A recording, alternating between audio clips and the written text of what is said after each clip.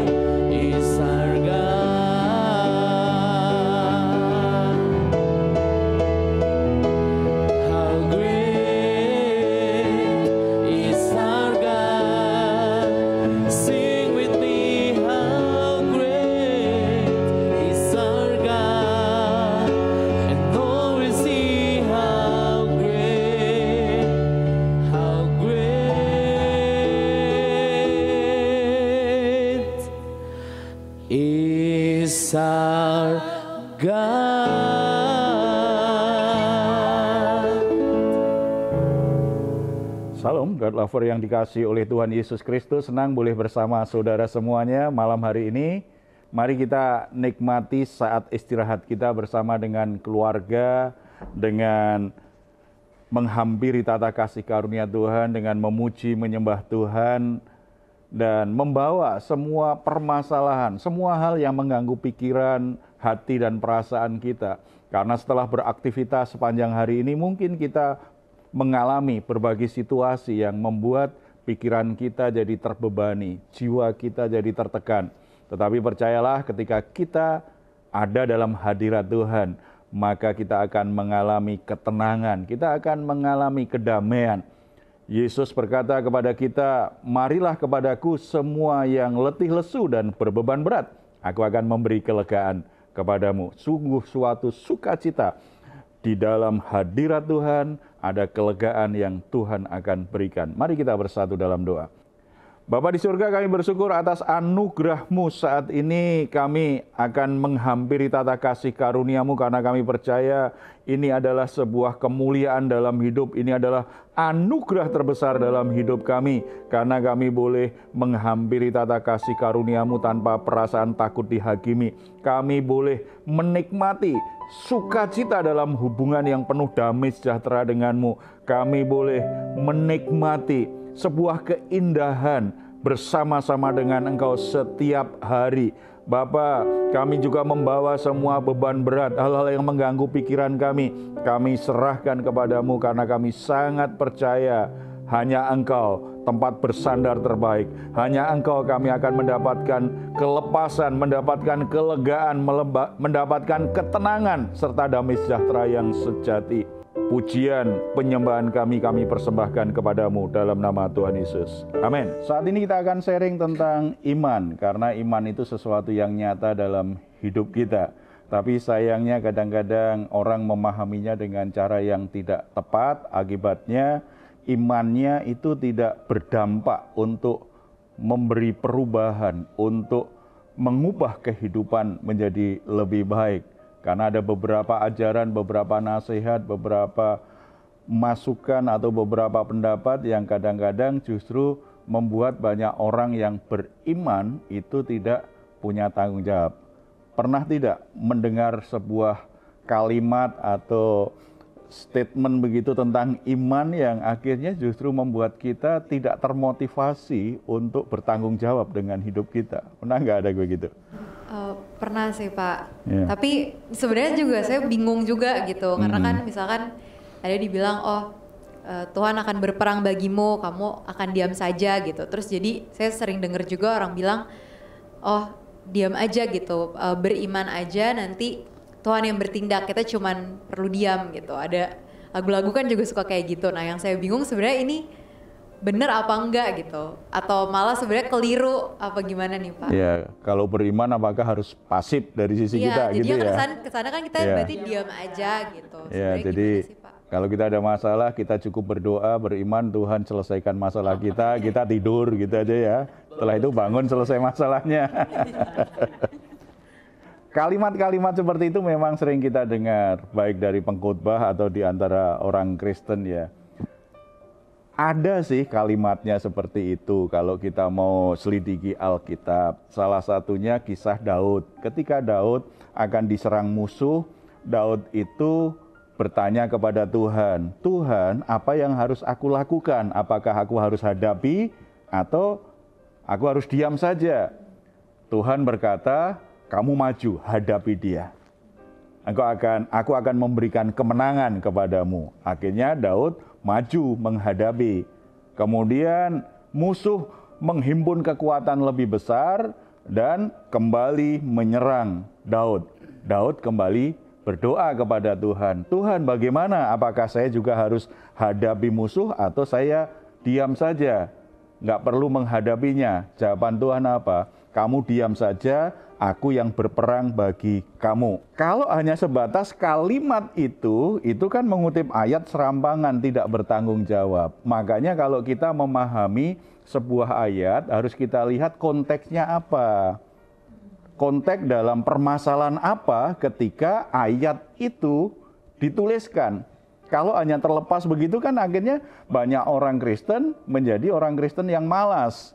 Kalau ada masalah cukup berdoa, tidak mau bekerja. Kalau sudah merasa diserahkan kepada Tuhan, ya sudah, kamu diam saja. Ada waktunya Tuhan suruh kita diam, itu betul. Tuhan yang akan bertindak, Tuhan yang akan berperang bagi kita. Tetapi kasus Daud pun juga ternyata tidak 100% diam loh. Tuhan suruh Daud bawa pasukan naik bukit itu. Lihat apa yang akan aku kerjakan. Ketika pasukan musuh itu akhirnya dikacaukan oleh Tuhan, itu saatnya kamu merampas semua jarahan. Kamu ambil alih wilayah itu. Tetap saja ada yang harus dikerjakan. Cuma kamu diam dulu ini, Tuhan bekerja dulu. Tetapi ternyata ada juga nasihat yang Tuhan berkata, kamu hadapi, aku menyertaimu. Ada waktunya ketika kita ada masalah, Tuhan suruh kita, kamu diam. Udah nggak usah ribut, nggak usah cemas, nggak usah cerita ke siapa saja.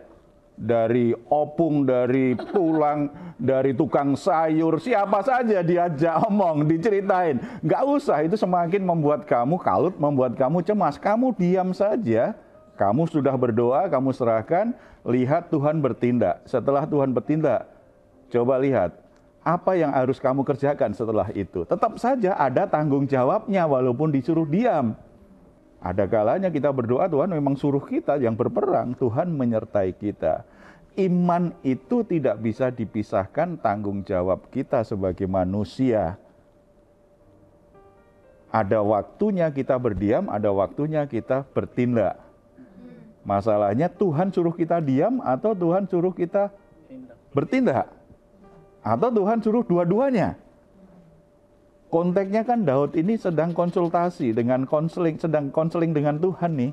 Doa yang sifatnya dialog. Cuma sementara banyak orang Kristen memahami ayat itu berarti kan Tuhan bertindak. Setelah itu dia menghindar tanggung jawab. Dia tidak lakukan apa-apa. Itu pasti tidak tepat untuk menjadi prinsip iman. Jadi bagaimana kita bisa memiliki iman yang bertindak itu, Pak? Ya harus bertindak. Artinya ambil tanggung jawabnya. Coba kita perhatikan Matius pasal 15 ayat 21 sampai 39. Kalau kita baca perikop ini, kita tahu prinsip iman yang bertindak itu seperti apa, yang akhirnya menghasilkan mujizat bagi orang yang beriman itu. Kita baca ayat yang ke-21 sampai 28, itu bicara tentang perempuan Kanaan yang percaya kepada Tuhan Yesus Kristus. Saya bacakan saja yang 22. Maka datanglah seorang perempuan Kanaan dari daerah itu dan berseru, "Kasihanilah aku ya Tuhan, anak Daud, karena anakku perempuan kerasukan setan dan sangat menderita. Tetapi Yesus sama sekali tidak menjawabnya, lalu murid-muridnya datang dan meminta kepadanya, suruhlah ia pergi, ia mengikuti kita dengan berteriak-teriak. Seorang perempuan yang sangat prihatin karena anak perempuannya kerasukan setan, sangat menderita, berdoa kepada Tuhan, minta belas kasihan Tuhan. Murid-muridnya melarang, kamu mengganggu guru, teriak-teriak seperti itu, mengganggu guru. Bahkan Yesus di ayat 24 juga berkata, aku diutus hanya kepada domba-domba yang hilang dari umat Israel. Yesus sedang menguji imannya, apakah dia sungguh-sungguh percaya atau tidak. Aku kan harus memberi perhatian dulu kepada umat Israel. Tetapi ternyata dia tetap berteriak, dia tetap minta tolong. Tuhan, tolonglah aku. Bahkan dengan rendah hati dia berkata, ketika Tuhan berkata, tidak patut mengambil roti yang disediakan bagi anak-anak dan melemparkannya kepada anjing. Perempuan itu menjawab, benar Tuhan, namun anjing itu makan remah-remah yang jatuh dari meja tuannya. Jadi ini iman yang tidak menyerah walaupun menghadapi tantangan. Terus bergerak, terus. Bahkan ada hambatan dari murid-murid Tuhan Yesus, tetap aja bergerak. Karena iman itu akan membuat orang aktif. Iman yang benar itu membuat orang itu jadi punya pengharapan, jadi punya kekuatan dari hatinya untuk berani menghadapi masalah itu, untuk menyelesaikan, untuk mengatasi situasi sulit yang sedang dihadapi. Makanya dia teriak terus, dia minta tolong kepada Tuhan. Kalau memang tidak dapat rotinya, remah-remahnya juga bolehlah. Artinya benar-benar dia bergantung pada belas kasihan Tuhan, membuat dia bergerak. Karena iman yang bertindak seperti itu, apa yang kemudian dilakukan Yesus? Ayat 28. Maka Yesus menjawab dan berkata kepadanya, hei ibu, besar imanmu, maka jadilah kepadamu seperti yang kau kehendaki. Dan seketika itu juga anaknya sembuh. Iman yang besar itu pasti iman yang bertindak. Iman yang bermalas-malasan, iman yang mudah menyerah, iman yang tidak berani mengambil tanggung jawab bagi penyelesaian masalahnya, itu iman yang lemah, iman yang tidak bertumbuh. Iman yang besar itu iman yang selalu menggerakkan hati seseorang untuk melakukan sesuatu, untuk berjuang di hadapan Tuhan supaya mendapatkan belas kasihan Tuhan. Tidak menyerah dengan berbagai rintangan, berbagai situasi sulit yang menghambat dia untuk terus beriman kepada Tuhan. Jadi tidak menyerah. Iman yang bertindak itu iman yang tidak menyerah dengan tantangan yang ada. Lalu kalau kita lihat berikutnya, ayat 29 sampai 31, ketika Yesus menyembuhkan banyak orang sakit, di situ kita juga bisa mengerti bagaimana iman yang bertindak itu adalah iman yang membawa semua masalah dan kebutuhannya kepada Tuhan, mempercayakan sepenuhnya kepada Tuhan. Setelah meninggalkan daerah itu, Yesus menyusur pantai Danau Galilea dan naik ke atas bukit lalu duduk di situ. Kemudian orang banyak berbondong-bondong datang kepadanya, membawa orang lumpuh, orang timpang, orang buta, orang bisu, dan banyak lagi yang lain. Lalu meletakkan mereka pada kaki Yesus dan ia menyembuhkan mereka semuanya. Coba perhatikan, Yesus menyusur pantai Danau Galilea, kemudian setelah itu nyebrang ke atas bukit, lalu duduk di situ. Ada orang berbondong-bondong membawa saudaranya yang lumpuh, saudara yang sakit. Berarti itu sesuatu yang sulit. Membawa orang sakit naik bukit kan sulit, membawa diri saja sulit. Apalagi yang gemuk-gemuk kayak kita ya. Wah, itu tambah berat itu naik bukit. Itu susah, apalagi membawa orang sakit, lebih sulit. Tetapi karena mereka percaya, kalau kita bisa bawa saudara kita, kalau kita bisa bawa teman kita, kalau kita bisa sampai di depan kaki Yesus, kita bisa sampai kepada Yesus, maka kita akan mengalami mujizat, kita akan disembuhkan oleh Tuhan. Mereka berjuang walaupun itu sulit. Iman yang bertindak itu akan berbagai cara dia akan lakukan supaya bisa menyerahkan semua permasalahannya kepada Tuhan Yesus. Coba kalau orang tidak mau repot, tunggu saja sampai Yesus turun lagi lah. Sampai Yesus lewat sini lagi. Maka kesembuhan kan tidak mereka alami saat itu. Kesembuhan mereka alami karena ketika mereka percaya kalau sampai kepada Yesus dan Yesus memberkati mereka, menjamah mereka, mereka pasti sembuh. Mereka akhirnya bertindak membawa yang sakit. Bahkan yang sakit pun berjuang sampai kepada Yesus. Akhirnya mereka alami.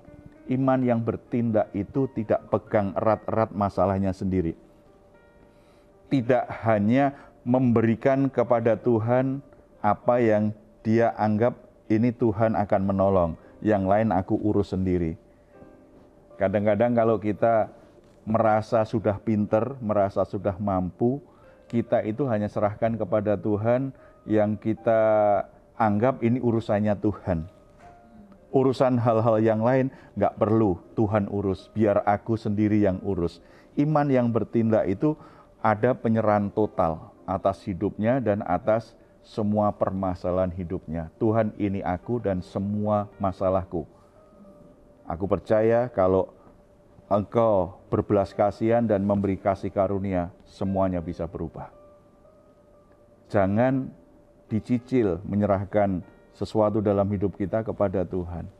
Jangan, semuanya harus diserahkan kepada Tuhan. Kenapa banyak pernikahan akhirnya berantakan? Kadang-kadang yang diserahkan itu hanya pas mau pemberkatan nikah. Tapi begitu sudah menikah, nggak lagi menyerahkan pernikahannya kepada Tuhan. Baru nanti akan ribut dan mencari Tuhan kalau sudah punya masalah. Padahal kalau sudah diserahkan kepada Tuhan dulu kan, nggak perlu masalah itu jadi lebar kan, jadi meluas. Tetapi karena kita baru berpikir datang kepada Tuhan kalau masalahnya sudah berat. Kalau belum berat, aku urus sendiri. Aku kan pinter, aku kan mampu. Iman yang bertindak dimulai dari awal. Kemudian dalam perjalanannya tetap beriman. Dan perjalanan selanjutnya diarahkan bagi kemuliaan Tuhan. Itulah iman yang bertindak, iman yang terus bergerak, iman yang aktif, yang dinamis. Seperti itu. Hasilnya keajaiban, hasilnya mujizat, hasilnya perubahan yang besar dalam hidup kita. Kalau kita ingat kisah-kisah perjanjian lama kan, coba. Misalnya Abraham dipanggil Tuhan. Abraham akhirnya benar-benar tinggalkan apa yang dia sukai, tinggalkan sanak keluarga, sahabat-sahabatnya. Padahal dia tinggal di sebuah kota yang sangat maju di masa itu. Ke tempat yang dia tidak tahu. Tetapi karena Tuhan panggil, dia percaya, dia beriman kepada Tuhan, dia tinggalkan semuanya. Kemudian Nuh diperintah Tuhan untuk membangun bahtera yang sangat tidak masuk akal. Begitu besar, begitu rumit. Dan tidak ada contohnya. Belum pernah ada orang yang bisa membuat kapal seperti itu. Tetapi karena Nuh beriman kepada Tuhan, maka Nuh melakukan apa yang diperintahkan. Tepat seperti yang Tuhan perintahkan. Nuh bertindak sedemikian rupa, walaupun ada rintangan, ada ejekan, dia tetap lakukan. Tepat seperti yang Tuhan perintahkan. Ukurannya, bahannya, itu benar-benar seperti yang Tuhan perintahkan. Iman itu membuat orang akhirnya bertindak seperti itu. Lakukan seperti yang Tuhan perintahkan. Dia serahkan, berarti kan reputasinya diserahkan kepada Tuhan. Kehidupan sosialnya diserahkan kepada Tuhan. Waktunya diserahkan kepada Tuhan. Bertindak itu sampai sejauh itu. Dan yang ketiga, kalau kita lihat perikop selanjutnya, contoh yang lain di ayat 32 sampai 39 itu tentang kisah tentang Yesus memberi makan 4.000 orang. Kalau kita baca di sini, ini luar biasa sekali karena ada masalah. Ada banyak orang yang membutuhkan makanan. Lalu Yesus memanggil murid-muridnya dan berkata, hatiku tergerak oleh belas kasihan kepada orang banyak itu. Sudah 3 hari mereka mengikuti aku dan mereka tidak mempunyai makanan. Aku tidak mau mereka menyuruh mereka pulang dengan lapar. Nanti mereka pingsan di jalan. Kata murid-muridnya kepadanya, bagaimana di tempat sunyi ini kita mendapat roti untuk mengenyangkan orang banyak yang begitu besar jumlahnya? Kata Yesus kepada mereka, berapa roti ada padamu? 7, jawab mereka, dan ada lagi beberapa ikan kecil. Lalu Yesus menyuruh orang banyak itu duduk di tanah. Sesudah itu ia mengambil ke-7 roti dan ikan-ikan itu, mengucap syukur, memecah-mecahkannya dan memberikannya kepada murid-muridnya. Lalu murid-muridnya memberikannya pula kepada orang banyak itu. Bagaimana mungkin dengan 7 roti dan beberapa ikan kecil? Jadi ada catatannya loh, ikan kecil. Untuk memberi makan 4.000 orang laki-laki. Belum perempuan, belum anak-anak. Berarti tidak mungkin. Kapan mujizat itu terjadi? Kapan keajaiban Tuhan itu terjadi? Ketika murid-murid beriman bahwa Yesus bisa mencukupi itu dalam keadaan mereka terbatas, yang hanya 7 roti dan beberapa ikan kecil. Ketika itu diserahkan kepada Yesus, berarti kan diserahkan semuanya kan? Seperti prinsip yang pertama, kemudian murid-murid diperintahkan Tuhan, ini sekarang bagikan kepada orang-orang itu. Murid-murid mengambil dan mulai bertindak seperti yang diperintahkan Tuhan. Ketika mereka membagi-bagikan roti, di situ kuasa Tuhan bekerja. Keajaiban itu terjadi kapan? Ketika murid-murid mulai bertindak, melakukan apa yang Tuhan perintahkan. Walaupun itu sangat tidak masuk akal. Tetapi begitu mereka mulai bertindak, maka kuasa Tuhan bekerja. Saudara-saudara yang dikasihi Tuhan, kita mungkin menghadapi situasi yang sangat sulit, masalah yang sangat berat, dan kita tidak sanggup untuk mengatasinya. Situasinya begitu mencemaskan dan menakutkan. Kita hampir putus asa atau bahkan sudah menyerah saat ini. Tetapi percaya, kalau saudara percaya pribadi Yesus Kristus adalah Tuhan yang punya kuasa, yang mampu melakukan keajaiban dan memberikan mujizat dalam hidupmu, datang kepada Dia. Jangan hanya berdoa. Apa yang Tuhan taruh di hatimu untuk lakukan sesuatu, mulai bertindak. Ketika engkau melangkah bertindak, kuasa Tuhan terjadi. Keajaiban akan engkau alami. Mari kita bersatu dalam doa. Bapa di surga, kami sangat percaya Engkau adalah Tuhan yang maha kuasa. Engkau Tuhan yang punya kedaulatan atas segala sesuatu, yang bisa mengubah segala sesuatu. Tuhan sanggup menolong keadaan kami. Walaupun semua upaya sudah kami lakukan, sepertinya tidak mungkin bisa berhasil, tidak mungkin bisa teratasi. Tapi Engkau adalah Tuhan yang tidak pernah terkalahkan. Engkau adalah Tuhan yang tidak pernah menyerah. Engkau adalah Tuhan yang sanggup mengerjakan segala sesuatu. Perkara-perkara yang mustahil itu bisa Engkau lakukan. Biarlah kebenaran firman-Mu saat ini kembali menumbuhkan iman kami. Kami tidak hanya percaya dalam hati kami, tetapi iman yang ada di dalam hati kami menggerakkan jiwa kami, menggerakkan kehendak kami untuk melakukan sesuatu seperti apa yang Tuhan taruh di hati kami. Seperti kebenaran firman-Mu, biarlah kami semua mulai bertindak seperti yang Tuhan perintahkan. Bertindak untuk mengatasi semua masalah-masalah rumah tangga kami. Bertindak untuk mengatasi semua masalah-masalah yang terjadi dalam persaudaraan kami.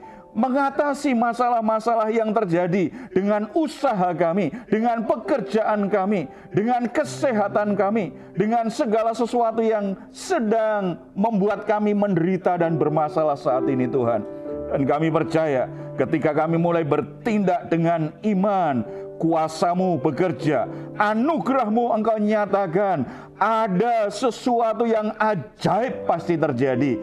Kuasa-Mu mendatangkan mujizat bagi anak-anak-Mu. Tuhan, nyatakan keajaiban-Mu, nyatakan mujizat-Mu kepada anak-anak-Mu saat ini, kepada saudara-saudara yang saat ini sungguh-sungguh membutuhkan pertolongan-Mu, Tuhan. Dimanapun mereka berada, apapun yang terjadi, biarlah sesuai dengan iman mereka, mereka mengalami keajaiban yang dari Tuhan, mujizat yang dari Tuhan. Biarlah nama-Mu dipuji dan dimuliakan senantiasa di dalam hidup mereka. Terpuji nama-Mu dalam nama Tuhan Yesus. Amin. Saudara-saudara yang dikasihi oleh Tuhan, kalau engkau sungguh-sungguh percaya kepada Tuhan, beriman kepada Tuhan, selalu bertindak seperti yang engkau imani, seperti yang Tuhan katakan, dan alami sesuatu yang ajaib, sesuatu yang besar dari Tuhan. Kalau saat ini saudara sedang mengalami pergumulan-pergumulan dan saudara membutuhkan sahabat doa, saudara membutuhkan dukungan doa, silahkan untuk menuliskan pokok doa saudara di nomor telepon yang tertera di layar saudara. Tim doa kami akan mendukung saudara dalam doa. Selalu beriman bahwa Tuhan sangat menginginkan, sangat mengharapkan hidupmu diubahkan senantiasa. Saudara-saudara kalau ingin memberikan komentar, silahkan menuliskannya di ruang komentar di channel Diaspora TV. Kami tunggu. Mazmur 4 ayat 8-9. Engkau telah memberikan sukacita kepadaku lebih banyak daripada mereka, ketika mereka kelimpahan gandum dan anggur. Dengan tentram aku mau membaringkan diri lalu segera tidur, sebab hanya Engkaulah ya Tuhan yang membiarkan aku diam dengan aman. Puji Tuhan, selamat malam, selamat beristirahat. Tuhan Yesus memberkati kita semuanya. Salam.